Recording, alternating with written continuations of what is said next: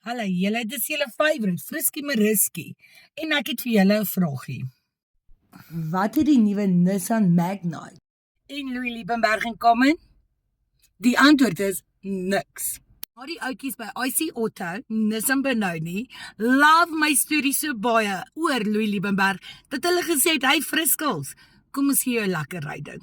Let's go. Hoorie, en die is nie net 'n promotional post nie, ek het veel exclusive footage wat kom.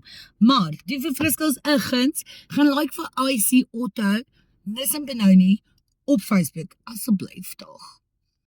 Welkom by BSL Services Auctioneers in Rodeplaat, waar Louis Liebenberg se assets afgeauction gaan word hierdie week, nadat hy gelikwideer is. En glo my, dit was 'n avontuur om bietjie tussen Louis hulle se goedjies deur te loer en 'n glimp te kry van die wêreld van Louis Liebenberg. Julle gaan nie julle oë glo van sommige skatte en interessante dingetjies wat ons hier ontdek het nie. Like en follow vir meer.